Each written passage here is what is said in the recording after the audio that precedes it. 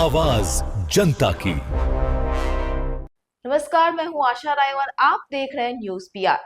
बिहार की राजनीति में पिछले कुछ दिनों से चल रहा सस्पेंस अब निर्णायक मोड़ पर पहुंचता दिख रहा है। जी हां, लंबे समय से सत्ता के केंद्र में रहे मुख्यमंत्री नीतीश कुमार ने राज्यसभा के लिए नामांकन दाखिल कर दिया है।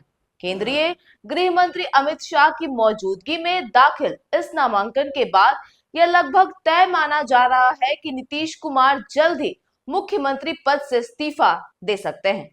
करीब 2 दशकों तक बिहार की राजनीति पर प्रभाव रखने वाले नीतीश कुमार अब राज्य की सक्रिय राजनीति से हटकर राष्ट्रीय राजनीति की ओर बढ़ते नजर आ रहे हैं। इसी बीच जेडीयू की हाई प्रोफाइल बैठक ने सत्ता हस्तांतरण की प्रक्रिया को लगभग अंतिम रूप दे दिया है। जी हां, पार्टी के सांसदों, विधायकों और वरिष्ठ नेताओं की बैठक में नेतृत्व परिवर्तन को लेकर लंबी चर्चा हुई। सूत्रों के मुताबिक बैठक में इस बात पर सहमति बनती दिख रही है कि नीतीश कुमार के बेटे निशांत कुमार को जेडीयू विधायक दल का नेता चुना जा सकता है। हालांकि अभी इसकी औपचारिक घोषणा बाकी है, लेकिन पार्टी के भीतर इसे लेकर माहौल लगभग तैयार माना जा रहा है। दरअसल होली के बाद शुरू हुई राजनीतिक हलचल ने अब बड़ा मोड़ ले लिया है।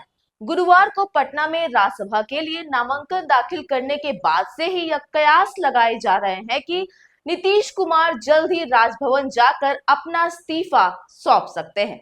जेडीयू के अंदरूनी सूत्रों के अनुसार अगले 1 सप्ताह के भीतर यह प्रक्रिया पूरी हो सकती है, जिसके बाद राज्य में नई सरकार के गठन की कवायद तेज हो जाएगी। तो वहीं मीडिया रिपोर्ट्स के अनुसार पार्टी सूत्रों का यह भी कहना है कि निशांत कुमार जल्द ही जेडीयू की सदस्यता ग्रहण कर सकते हैं। इसके बाद उन्हें विधायक दल का नेता चुना जा सकता है।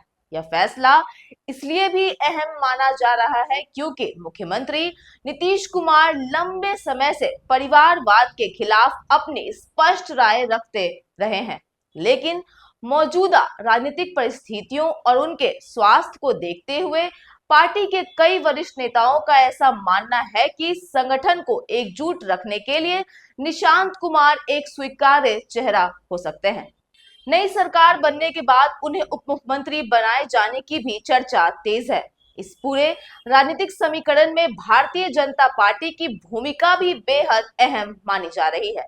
रिपोर्ट्स के अनुसार नीतीश कुमार के राज्यसभा जाने की एक बड़ी शर्त यह है कि बिहार में मुख्यमंत्री पद अब बीजेपी को दिया जाए। 2025 के विधानसभा चुनाव में एनडीए की मजबूत जीत और बीजेपी के बेहतर प्रदर्शन के बाद पार्टी राज्य में अपना मुख्यमंत्री चाहती है। मौजूदा विधानसभा में बीजेपी के पास 89 विधायक हैं, जबकि जेडीयू के पास 85 विधायक है। ऐसे में बीजेपी का मुख्यमंत्री बनना लगभग तय माना जा रहा है। बीजेपी की ओर से संभावित मुख्यमंत्री चेहरे को लेकर भी चर्चाएं तेज हो गई है। पार्टी के वरिष्ठ नेता सम्राट चौधरी और नित्यानंद राय के नाम सबसे आगे बताए जा रहे हैं। राजनीतिक विश्लेषकों का मानना है कि इनमें से किसी एक को मुख्यमंत्री बनाया जा सकता है। इसके साथ ही सत्ता संतुलन बनाए रखने के लिए 2 उप मुख्यमंत्री बनाए जाने की भी संभावना जताई जा रही है, जिसमें एक जेडीयू से और दूसरा बीजेपी से हो सकता है। हालांकि सत्ता से हटने के बाद भी नीतीश कुमार की भूमिका पूरी तरह खत्म नहीं होगी। राज्यसभा सदस्य बनने के बाद वे केंद्र और बिहार के बीच एक मार्गदर्शक की भूमिका निभा सकते हैं। इसके साथ ही एनडीए के भीतर उन्हें एक अनुभवी और संतुलित नेता के रूप में देखा जाता है, इसलिए माना जा रहा है कि वे राजनीतिक दिशा देने में सक्रिय रहेंगे। रिपोर्ट्स के मुताबिक नीतीश कुमार का इस्तीफा राज्यसभा चुनाव के औपचारिक परिणाम आने से पहले ही हो सकता है।